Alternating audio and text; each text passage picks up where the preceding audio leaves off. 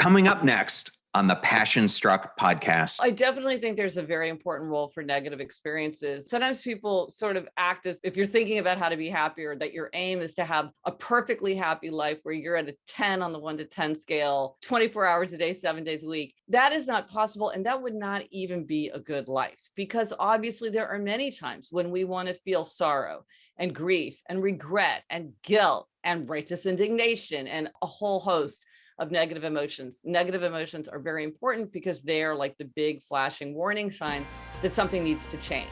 Welcome to Passion Struck. Hi, I'm your host, John R. Miles, and on the show, we decipher the secrets, tips, and guidance of the world's most inspiring people and turn their wisdom into practical advice for you and those around you. Our mission is to help you unlock the power of intentionality so that you can become the best version of yourself. If you're new to the show, I offer advice and answer listener questions on Fridays. We have long-form interviews the rest of the week with guests ranging from astronauts to authors, CEOs, creators, innovators, scientists, military leaders, visionaries, and athletes. Now, let's go out there and become Passion Struck. Hello, everyone, and welcome back to episode 134 of Passion Struck, recently ranked by FeedSpot as one of the most inspirational podcasts in the world. Thank you to all of you who come back weekly to listen and learn how to live better, be better, and impact the world. In case you missed our episodes from last week, I interviewed astronaut Nicole Stott on her journey from not only being an astronaut, but also an aquanaut, artist, and polar explorer. I also interviewed former WNBA player Ann O'Neill about her experience of reaching the heights of winning the WNBA championship with the Sacramento Monarchs to now being a podcast host, coach, and cybersecurity leader. And tomorrow we have a special episode with Dr. Michelle Seeger, and we are discussing the launch of her new book, The Joy Choice. It is such an amazing interview, just like today's. I also wanted to say thank you so much for your ratings and reviews. We now have over 7,000 of them on iTunes alone. If you love today's episode, we would so appreciate it if you gave it a 5-star rating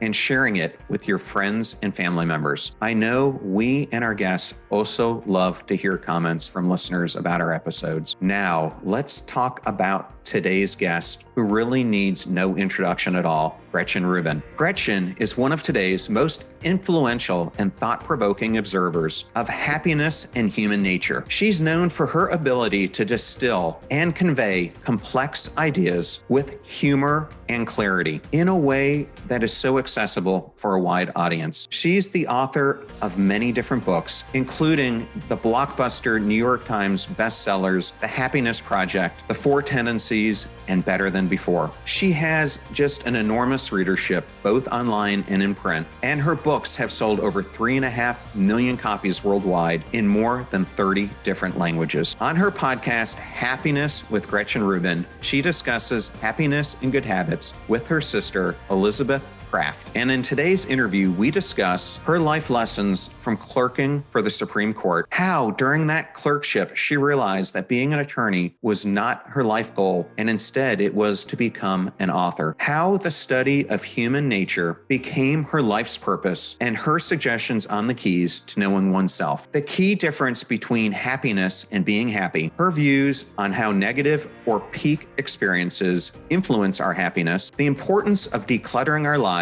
and how doing so brings us more joy, the importance of building healthy habits, and the key role they play in creating happiness, as well as so much more. Thank you for choosing Passion Struck and choosing me to be your host and guide on your journey to creating an intentional life. Now, let that journey begin.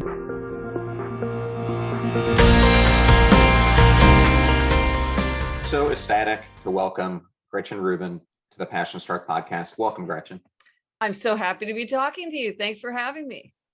Being a Supreme Court clerk is one of the most prestigious things you can do in the law field, and you got to do it with Sandra Day O'Connor. So I wanted you to talk about that experience and how has it impacted the rest of your life? Yes, it was such an honor to be able to clerk for Justice O'Connor. She's an extraordinary person, and the Supreme Court is an extraordinary institution. People disagree with the philosophies, the judicial philosophies of the different justices, But certainly when I was there, one of the things that really struck me was that it was people who were doing their duty with the utmost seriousness and the utmost attention to a level of excellence and rigor. And justice is such an important, value. It was really reassuring to me as a citizen and as a young person to see just how seriously everybody took this and how many people were participating and trying to make sure that things were done at a very high level. And again, you may disagree with someone's beliefs or their philosophy, but I certainly felt that people were very sincere in their determination to do the right thing. They saw it according to sort of the Constitution and the United States. And one of the things that was funny about it, that when I got there, was it turns out that when you talk to a justice of the Supreme Court, that's what you call them. You call them justice. Like you might say to a doctor, what's wrong with me? You call them justice. And this took me weeks to get accustomed to, because I just thought it was so astonishing that we would refer to them by kind of the value that they were meant to uphold. And so I just thought it was very striking that you would literally refer to somebody as justice. It's a big responsibility. So I guess it's probably good for them to be reminded, hey, keep your eyes on the goal here, man. We got to get justice. So yeah, it was really an extraordinary opportunity. I felt very fortunate to be able to serve in that way. Well, having that foundation really opens the door for you to do a tremendous amount of things in the legal field. But instead of that, you chose not soon after that to stop practicing law and to focus on being an author. What was the motivation behind that? Was it just something you felt deep inside that writing was your calling, or was it something else? Well, it's interesting because what happened to me was I was working Supreme Court as a clerk, and that's definitely one of the best jobs that you could have as a young person in law. And it was an extraordinary opportunity. But at that time, I got this idea. Really, I didn't even think of it as writing a book. I just became like very preoccupied with this subject that to me was power, money, fame, sex, which to me seemed like one big subject. And I often get very preoccupied with subjects, and I'll do tons of research and writing and take notes. Sometimes it turns into something and often it doesn't. So this was something that was very familiar to me, that I'd get very focused on a subject. But I got deeper and deeper and deeper into it. And finally it occurred to me, well, I'm doing the kind of things that a person would do if they were going to write a book. And then I thought, well, maybe I could be the person who wrote that book. And I went out to a bookstore and got a book called something like How to Write and Sell Your Nonfiction Book Proposal. And I just followed the directions. And so for me, it was less about, sometimes when people make big shifts, it's about leaving something. Like they know they don't want to do something, so then they figure out what they want to do. For me, it was almost like this one particular project became so compelling that it was irresistible. And I was pulled so strongly toward it. And I feel like in a way that I was very fortunate, because I think it's much easier to know what you want and go for it than to just be like, well, I know what I don't want. Now I have to figure out what I do want. That's a more open-ended question. It just got to the point where I thought, should I get another law job and do this on the side? Like, how should I proceed? But I decided that for me, I would rather fail as a writer than succeed as a lawyer at this point. So I need to just take my shot, give it all I have, succeed or fail, and then reevaluate. So that's what I did. And that became my first book, Power, Money, Fame, Sex, a user's guide. And then I've been a professional writer ever since. And if, in case the audience doesn't know, your first book that became a New York Times bestseller, The Happiness Project, was actually, I think, your fourth book. Yes, exactly. Yeah, like many people, I worked for 10 years to become an overnight sensation. Many people assume that was my first book. No, it was not my first book. So how did you come to the understanding that human nature and the understanding of human nature would become your purpose that would drive you to produce all the books, speeches, everything else that you've done? Well, it's interesting because I sort of was deep into it before I understood that that was the big linking theme. I'd written my book, Power, Money, Fame, Sex. I wrote biographies, one of Winston Churchill, one of John F. Kennedy. And then I wrote a book about happiness, a book about habit formation. And at some point along the way, exactly as you say, I realized that what I was really interested in was human nature. So I was studying Churchill and Kennedy because these were sort of larger than life figures. Like you could study them more easily because they were so gigantic. There was such a vast record. And they had been put in such extreme situations that sort of highlighted a lot of things that maybe are harder to see in everyday life. And I read novels all the time. I read memoirs all the time, biographies all the time, history all the time. And I realized that was what interested me most. And what I was really most interested in trying to understand is like, who are we? Why do we do what we do? How do we change if we want to change? And this just to me is endlessly fascinating, and sort of everything sheds a light on it. So that makes everything in the world interesting to me as well. So, through all this research and writing that you've done, what are some of the keys that you found to truly knowing oneself? This is the funny thing, because you think, well, what's easier than knowing myself? I just hang out with myself all day long. But it's such a challenge.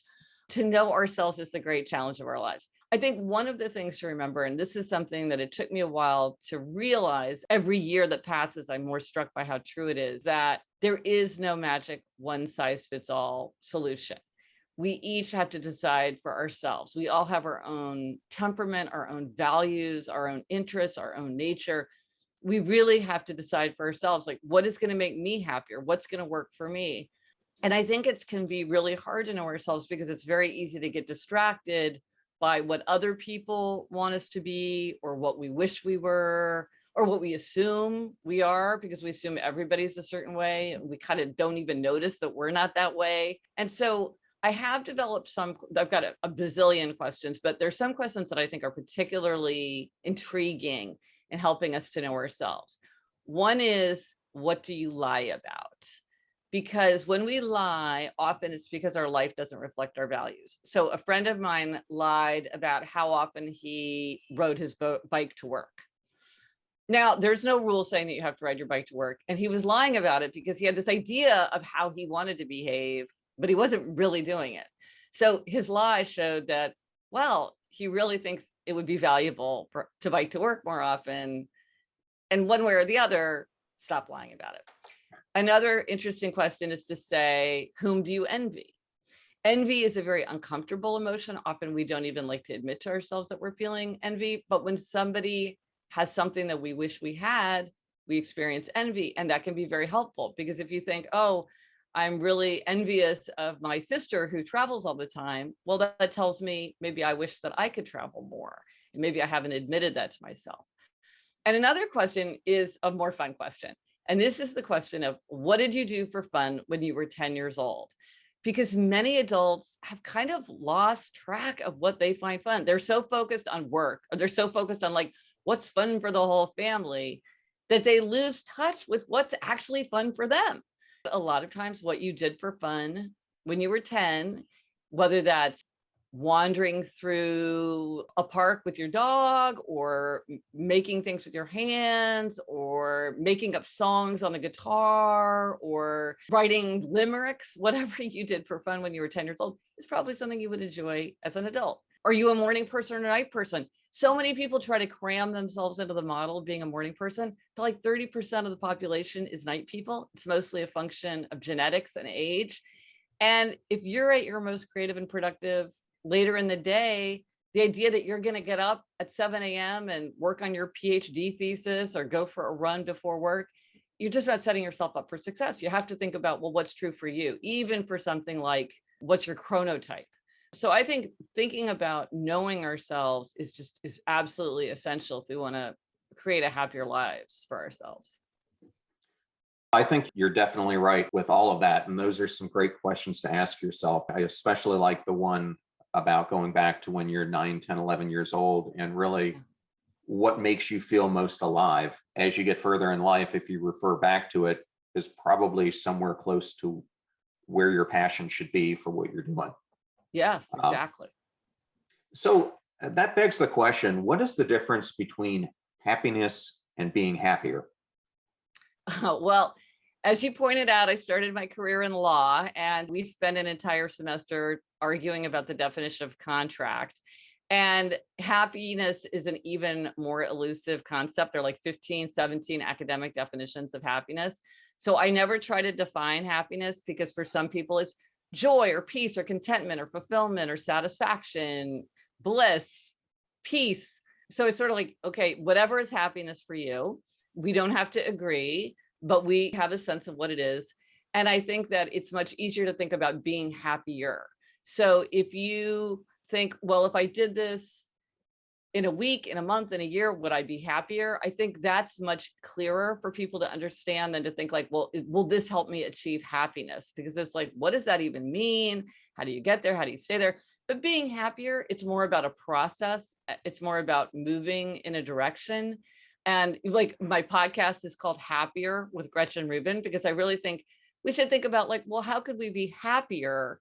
Because that just feels more attainable and understandable than happiness, which I find very hard to even think about what happiness is. It's because it's such a complicated thing.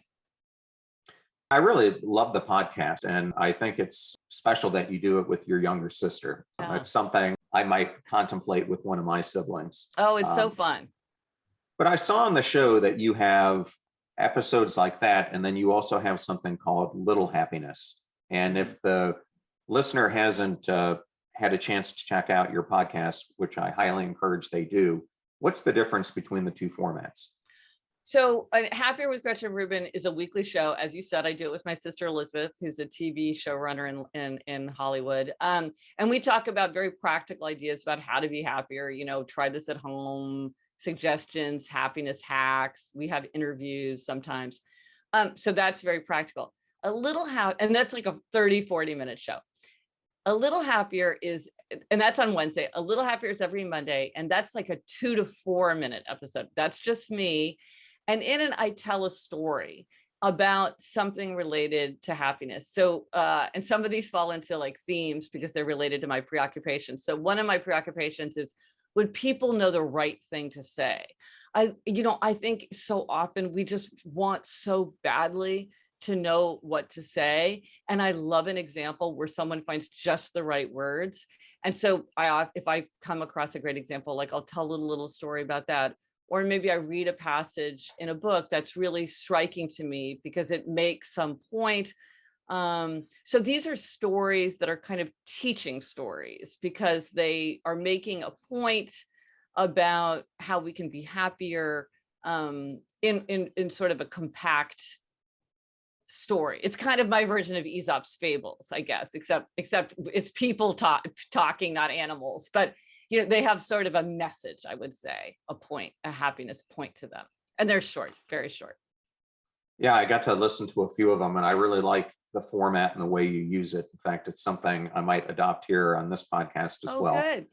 Because I do a Momentum Friday episode every Friday, which is also me talking about a lesson, but it's typically between 15 to 25 minutes long. And as you know, being a writer and having to write the script for all these things, it becomes definitely a weekly task to have to get that out. So, so what are some of the lessons that you and your sister talked about, or questions from the show that the audience might want to think about?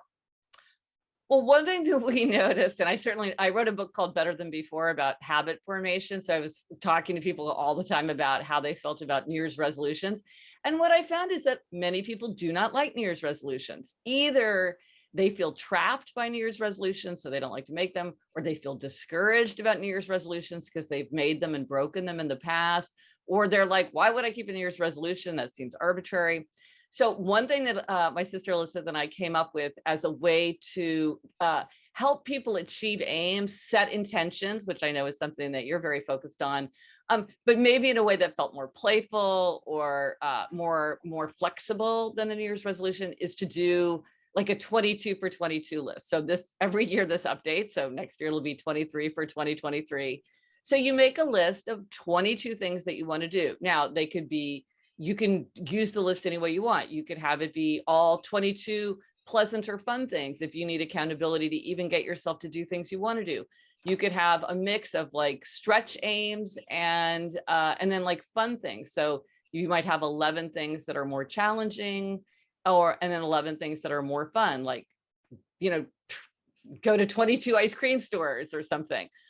You can play off the word 22. Like, I want to read 22 novels. I want to do 22 new hikes. Sometimes people use the number 22 in really fun ways. Like, somebody said they wanted to start going to bed at 2200 hours. And so, or like, I decided I wanted to experiment with taking naps. So I take a 22-minute nap every day that I can. And that's been a really because one of my 22 for 22 goals was to try napping. And so I tried napping for 22 minutes. And it's clearly an arbitrary number, but that's part of kind of the whimsy of it, is like, oh, just have fun with 22. And what we find is that people really find this kind of energizing. It kind of loosens up their imagination, and yet it does help them set those intentions. And there's a PDF on my site, if you go to GretchenRubin.com, where you can print it out and like write your list. And I have my list up on my cork board right next to my desk so that I see it all the time. So it stays in my mind. And research shows that people who set intentions actually do a better job, surprise, surprise, of meeting those intentions. And so, but again, for people who feel turned off by the New Year's resolution, which is a very traditional way, very familiar way, this is a way to kind of open it up. People will even do things like, they'll have like, the last one will be something like cross something off the list, or they'll leave something blank, like add this one later. So it's meant to be something to have fun with, to evolve over the course of the year, and to make, and then also the idea is like, I mean, Elizabeth and I have been doing this for several years, and neither one of us has ever checked off everything from our list. We've had things that have rolled over 3-4 years. So it's not perfection.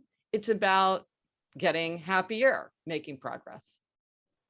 Well, one of the previous guests I had on my podcast is a lady named Victoria Humphreys, who lives over in the United Kingdom, and she's a polar explorer, has done all these things, but when she turned 50, she did something similar. She decided to create the 50 at 50. It was a bucket list, but she purposely put things on it that were going to be difficult for her to want to do, such as having to spend a night at a homeless shelter, or volunteering in ways that she'd never volunteered before, because she felt it's easy for me to want to jump out of a plane or to mountain climb. But when you purposely put yourself in discomfort, she found it to be more rewarding. So thought I'd mention that. And I also think it's a very smart idea that you only nap for 22 minutes, because if you get much over 30, you've got the opportunity to put yourself in REM sleep, which is when, if you wake up then, that's when you're going to feel pretty sluggish. So I did a lot of research. There's so much research about napping. I encourage anybody who's considering napping. It's like a whole world of nap research. Yes, we want to take a short nap, not a long nap, but I'm a big convert to the nap. There are several newer authors who are out there, most notably Mark Manson, who argues that we should stop finding the positives in life and instead find happiness by focusing on the tolerance and acceptance of negative experiences. Based on your research, is that something that you believe is accurate, or do you think it's more in the lines of what Maslow said, that it's the peak experiences in life that truly bring happiness? Well, I definitely think there's a very important role for negative experiences. Sometimes people sort of act as if you're thinking about how to be happier, that your aim is to have a perfectly happy life where you're at a 10 on the 1 to 10 scale, 24 hours a day, 7 days a week. That is not possible. And that would not even be a good life, because obviously there are many times when we want to feel sorrow and grief and regret and guilt and righteous indignation and a whole host of negative emotions. Negative emotions are very important because they are like the big flashing warning sign that something needs to change. For what, maybe we're not behaving with right action. Maybe we're seeing others suffer. Maybe we're just bored out of our minds and we need to figure out like what to do about it. So negative emotions are really important. And we have a natural inclination to focus on the negative. That's called the negativity bias. And this is why journalists will say, if it bleeds, it leads. It's why if you get a performance review and you get 5 compliments and 1 criticism, you walk out thinking about the criticism. We are just more attracted to negative information because it's more valuable to us kind of from an evolutionary point of view. That's the stuff that can save us from danger. I think it's kind of a false choice to say focus solely on the positive or delve deeply into the negative. I think it's more about understanding that every life includes a wide range of experiences. I mean, I do think that if we have an opportunity to be happier, like, why not? I look around the world, starting with myself. I got a lot of low-hanging fruit here. I've got things that I can do without spending a lot of time, energy, or money that I know are going to make me happier. I know that if I stay up until 2 a.m. binge watching Mad Men, it's not going to make me happier. Like, I know that, so I can act on that belief. I think that both are very, very important, and that it's not about sort of deciding that, one should be elevated or crowd out the other in terms of our energy and attention, but to try to understand how to learn from the negative and also how to amplify what is positive so that our lives can be as happy as they can be, given our nature, given our circumstances. There are some things within our control. There are some things that are not within our control. But for the things that are within our control, I think it's worth working on them. Well, that's great. And I think there's so much to be said for having both experiences in your life, because oftentimes the negative experiences we learn the most from. Oh, yeah. Benjamin Franklin said something like, experience keeps a deer school, but a fool will learn in no other. And it's like, oh, yeah, that is true. And my mother once said, sometimes the things that go wrong make the best memories. And I think that's true too. Sometimes it's that family trip that went all wrong that everybody is laughing about for years later. Whereas the fun family trips, it's hard to remember what happened. Well, prior to our interview, I put out to my audience that I was going to be interviewing you, and I got a lot of response. And I asked some of the audience if there was a question they would like for me to ask you. And so one of the questions I got was, if there are many problems in your life that you need to work on, how does one identify the priorities? Ooh, what a great question. So I think that there are a couple ways to think about this, depending on what perspective you want to take. One, I think, is start with your own body, because our physical experience always colors our emotional experience. And it's very hard sometimes to do bigger things, more transcendent things, when you just are struggling with your physical self. So I think things like making sure that you get enough sleep. Most adults need at least 7 hours of sleep. People tell themselves that they've trained themselves to get by on less, but actually research shows that people are quite impaired. Getting some exercise. You do not need to train for the marathon. On the podcast, we talked about walk 20 and 20. This was our challenge for listeners in 2020. And what research shows is that if you walk 20 minutes a day, if you start out being completely sedentary, you will get just huge boosts in health, immune function, energy, mood. So getting some movement in your life. Also, if you have trouble sleeping, a lot of people who are struggling have trouble sleeping. Either they can't fall asleep or they wake up in the middle of the night with racing thoughts. People who exercise sleep more deeply and fall asleep faster. Getting morning light. Research is showing that their circadian rhythm influences the body in ways that we're only beginning to understand. Morning light helps reset the body clock, helps set you up for energy and focus. So if you get a 20-minute walk first thing in the morning, oh my gosh, you're already well on your way to feeling more energetic, happier. Not letting yourself get too hungry or thirsty. A lot of times people, they skip breakfast, they skip lunch, and then they're so hungry, they can't take time to have a healthy meal. They're just like grabbing whatever is in a crinkly bag. And strangely, this isn't true for everyone, but in terms of like physical comfort and feeling good in your surroundings and kind of having that sense of physical comfort, outer order. I have found that to a surprising degree, outer order contributes to inner calm and energy for most people. Just getting control over the stuff of your life will help you feel more in control of your life generally.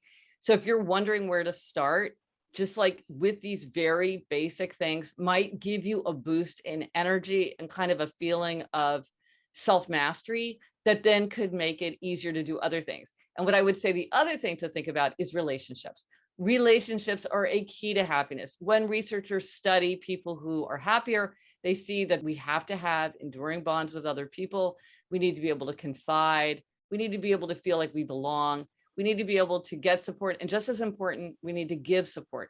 So if you're thinking about things to do to make yourself happier, thinking about deepening your relationships or broadening your relationships is a great place to start, whether that's reconnecting with your friends, maybe connecting again with an old friend that you've sort of drifted away from, doing work to repair a relationship which you feel like is kind of not working that well, taking time for fun family traditions, whatever relationships you feel. Maybe you're going to get a dog. There are so many ways to work on our relationships, but this really is something that is crucial for our happiness. Loneliness is a big problem right now all around the world, now more than ever. It's something that researchers are studying.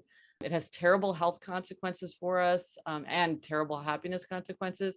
So I think that working on your body and working on your relationships are two great places to start.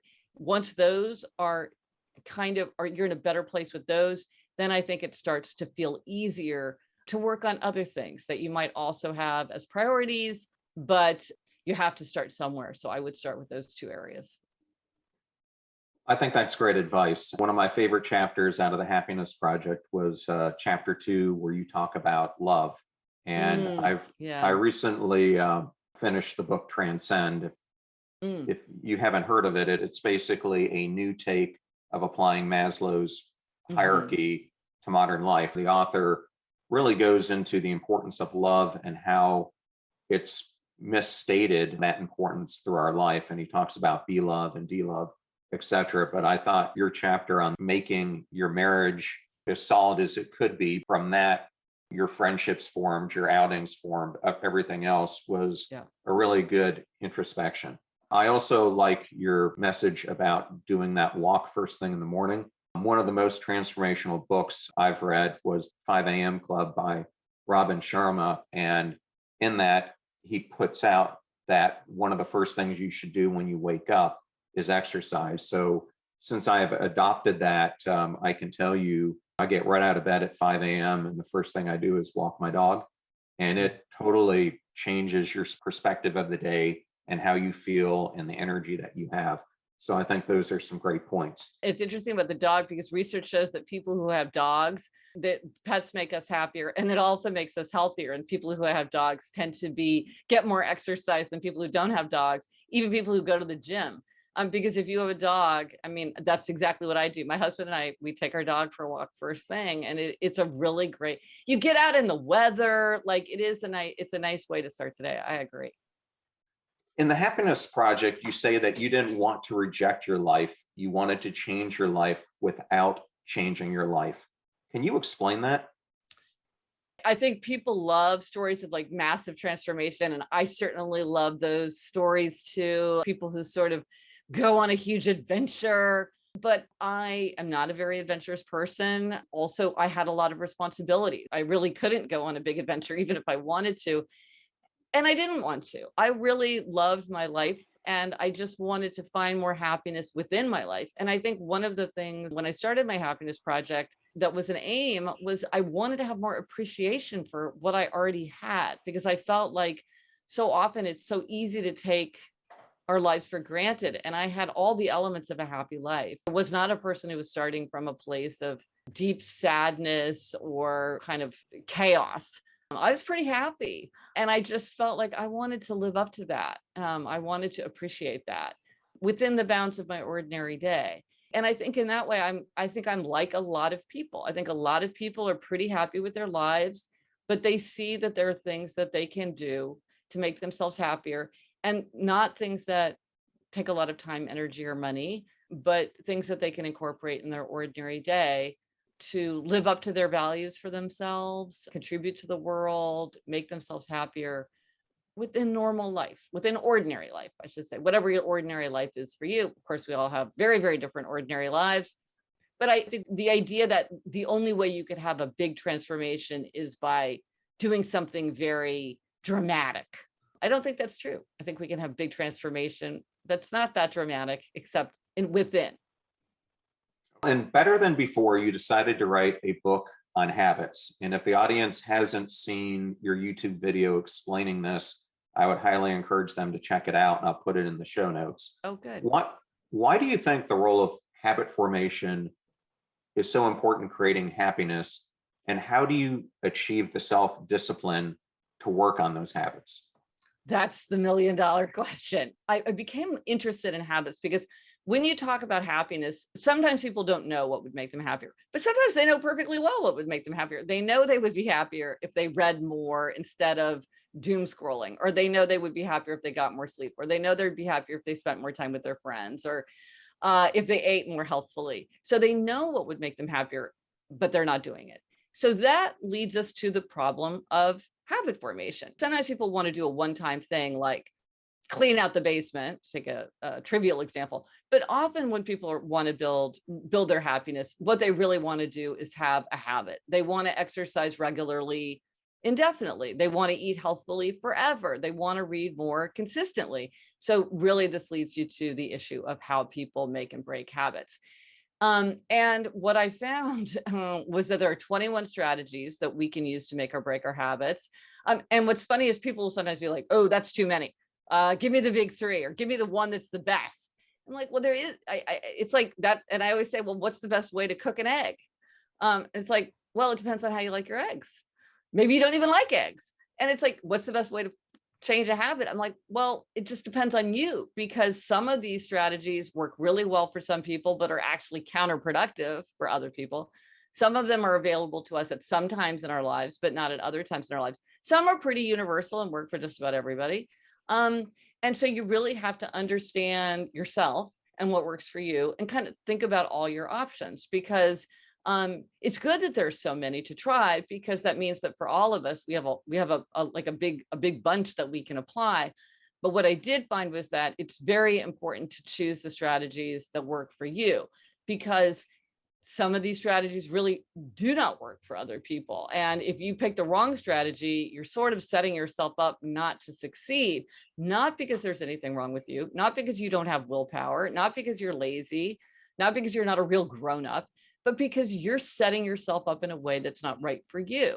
And so, so it's not surprising that it's not working. And I think a lot of times people do get distracted by that. They're like, well, this works really well for my brother-in-law, or my boss keeps telling me to do this, or I read this great book and this person says to do this thing, and I'm trying it and it's not working for me. So what's wrong with me? Instead of saying like, well, I learned something about myself. This approach sounded appealing.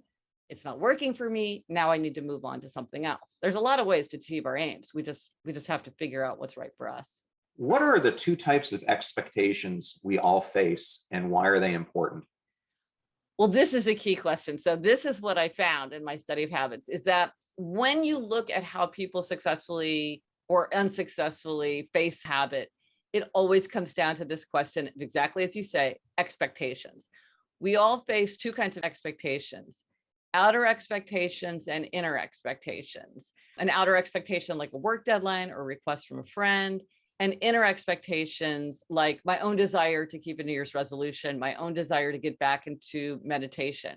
And what I found is that depending on whether people meet or resist outer and inner expectations, this puts them into different categories. And so I call this my 4 tendencies framework. I divide the world into these 4 categories of upholders, questioners, obligers, and rebels. And knowing your tendency gives you enormous insight into how to set yourself up to successfully master a habit, or if you're trying to help somebody else to do something, or you're frustrated with the way somebody else behaves, often understanding their tendency will give you tremendous insight into that.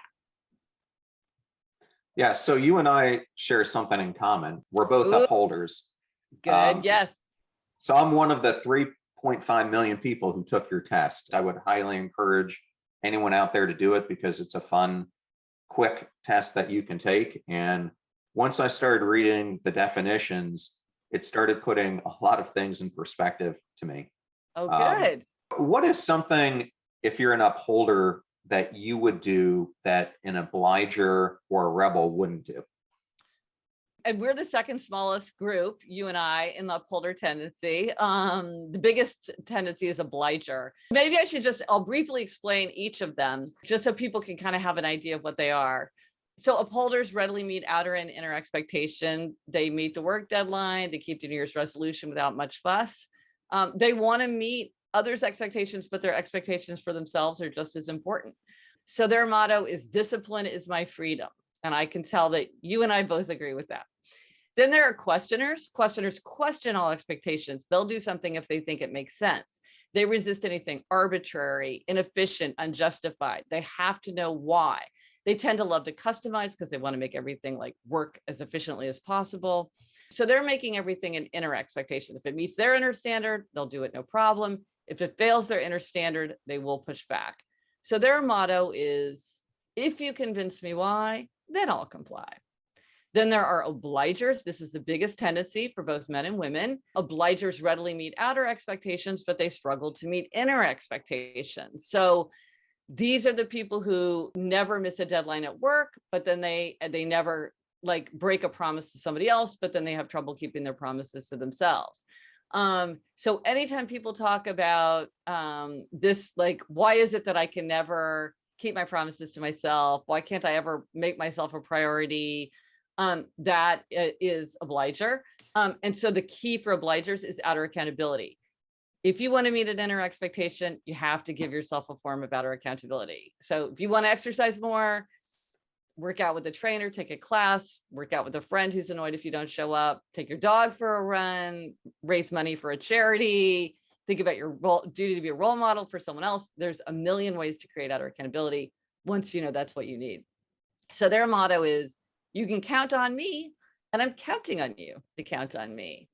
And then finally, rebels. Rebels resist all expectations, outer and inner alike. They want to do what they want to do in their own way, in their own time. They can do anything they want to do, anything they choose to do. But if you ask or tell them to do something, they're very likely to resist. And typically they don't tell themselves what to do. Like they don't sign up for a 10 a.m. woodworking class on Saturday because they think, well, I don't know what I want to do on Saturday. And just the idea that someone's expecting me to show up is going to bug me. So their motto is, you can't make me, and neither can I. And so you can see how each of these tendencies would be wildly different and how they would set themselves up for success. So to an upholder like you and me, we probably don't need much accountability because we just decide what we want to do and we're pretty good at executing. We put it on the calendar, we put it on the to-do list, and okay, fine.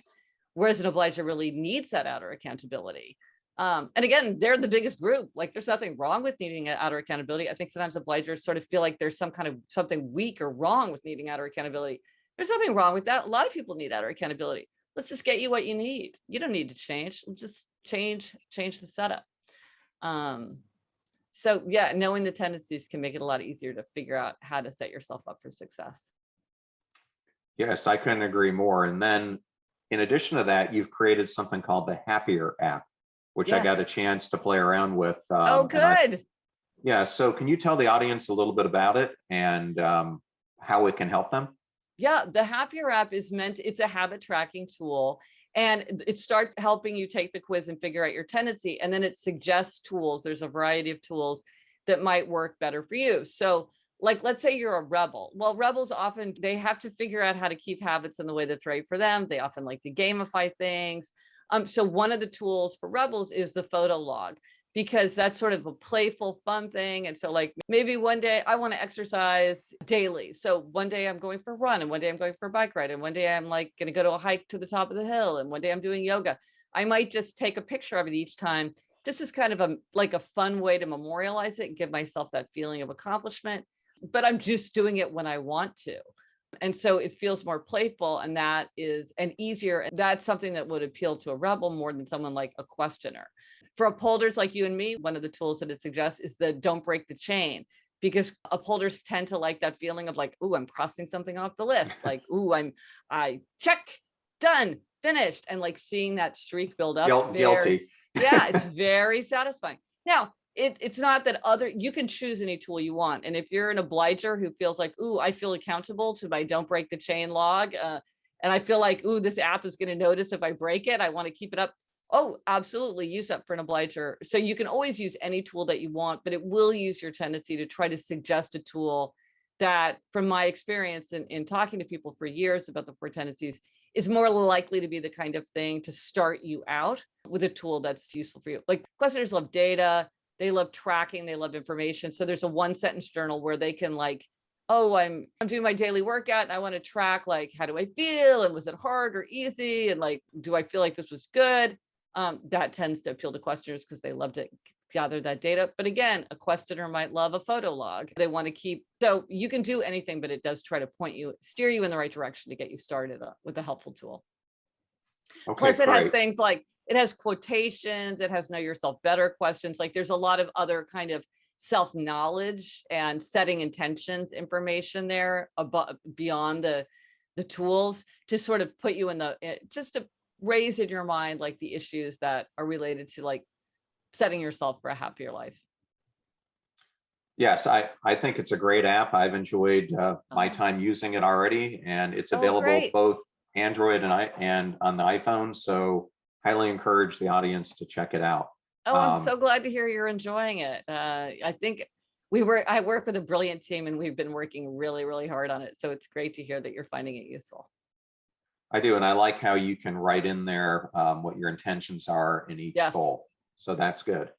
So I did want to cover, in outer order intercom, you talk about decluttering, which I can tell you, for me, is something I need to do more of. Why do you feel more energized when you get rid of things that we don't love? It's funny. I think there's this disproportionate connection between outer order and kind of intercom and inner energy. And it just mystifies me, because you could say, like, in the context of a happy life, a crowded inbox or a messy closet is not a big deal. And yet over and over, people say to me, I feel lighter, I feel more focused, I feel more energized. A friend of mine said, I finally cleaned out my fridge and now I know I can switch careers. I was like, I know exactly how that feels. It's also true that when we get rid of the things that we don't need, don't use, don't love, we often feel like we have more. Like, I'm constantly trying to get my friends to let me help them clear their closets, because I love clearing clutter. And it's even more fun when it's somebody else's clutter, because there's no emotional drain to it. And what people over and over say is, like, oh, now that I've gotten rid of so much, I feel like I have so much more. Because when you get rid of all the stuff that's sort of clogging the system and clouding your vision, and you feel more connected with the things that you actually love. Like, people said, I went through my kitchen, I gave away half of the stuff, and now I cook so much more because I just feel more energized to use these things. So I do feel like it's kind of strange how much energy people get from it. But over and over, people say they do. But I will say this, there is a small number of people who are clutter blind. And my sister Elizabeth, she's one of these people, so I know it well. And they just don't care. It doesn't bother them. My sister would not close a cabinet door for the rest of her life if she lived by herself. She just doesn't see it. I go over there, I clear her clutter, I have so much fun. And she's like, yeah, on balance, she likes it, but she doesn't really care. That's a small number of people, but you usually know when you're dealing with somebody who's clutterblind. But back to this idea of knowing yourself, I don't think you can just say to somebody, like, you will feel better if you clear clutter. Because for some people, they don't care. Now, we all have to create environments that other people live and work in. And so sometimes you have to do things so that other people feel comfortable in an environment. But that's very different from saying, I'm right, you're wrong. These are really about preferences. Okay. Well, now we're going to go into the final part of the interview. And this is one that the audience tends to really love. It's a lightning round of questions. Ooh, so okay. I would just ask that you just give quick answers. Okay. So first one is, how did you get the nickname the Happiness Bully? Oh, my sister Elizabeth gave that to me. And it's true. If I think there's a way for you to be happier, I can get pretty insistent. So yeah. Okay. Elizabeth gave that to me. In the Happiness Project, you list out your own 12 commandments. Is be Gretchen the most important? Absolutely. Yes. That's still, I think about that every day. Okay, this one's a little bit different.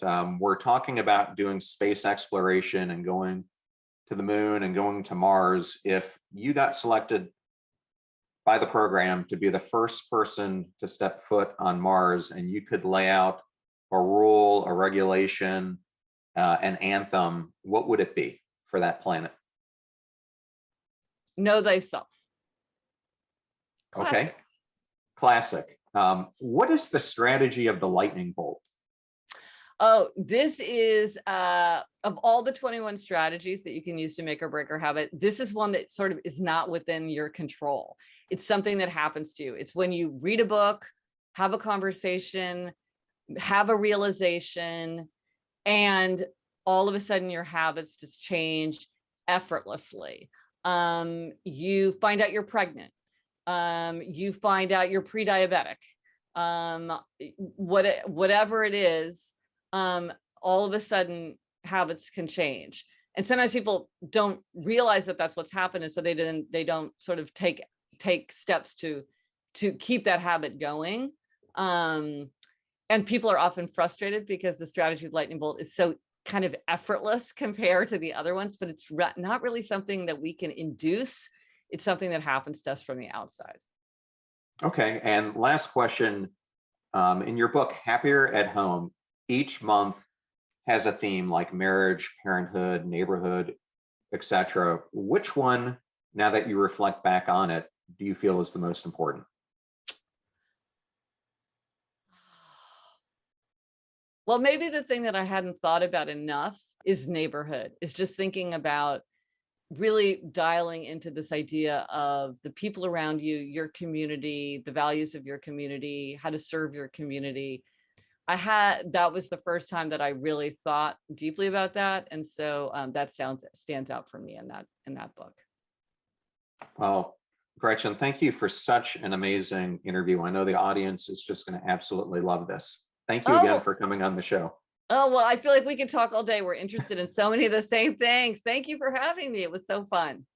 What an incredible interview that was with the one and only Gretchen Rubin. And Gretchen, thank you so much again for coming on our show. It means so much to us and our audience. And I would highly encourage you to check out her podcast, Happiness with Gretchen Rubin, that she does with her sister, Elizabeth Kraft. I also wanted to mention some of the additional incredible guests that we've got coming up on the podcast. These include Admiral James Stavridis, and we will be doing the book launch for his new book, To Risk It All, on May 24th. Top podcast hosts Jordan Harbinger and Kathy Heller, as well as my friends Trisha Manning, F-18 pilot Keegan Gill, and Vice Admiral Sandy Stotz. If you're new to the show, or you would just like to introduce us to a friend or family member, we now have episode starter packs, which are collections of your favorite episodes organized by topic, both on Spotify and our website. These give you such a great way to get acquainted to everything that we do here on the show. Just go to passionstruck.com/starter packs to get started. And if you have a recommendation for a guest like Gretchen Rubin, or a topic that you would like to hear me discuss on my Momentum Friday episodes, please reach out to us at momentumfriday@passionstruck.com. Make sure you use a catchy subject line. Keep the email short and to the point. That will make it so much easier for us to go through. And if you don't want to send an email, you can also reach out to us on Instagram at John R. Miles or on LinkedIn at John Miles. We truly appreciate you being here today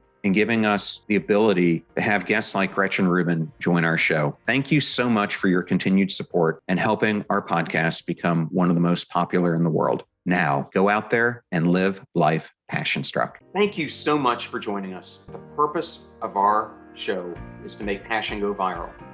And we do that by sharing with you the knowledge and skills that you need to unlock your hidden potential. If you want to hear more, please subscribe to the Passion Struck podcast on Spotify, iTunes, Stitcher, or wherever you listen to your podcasts at.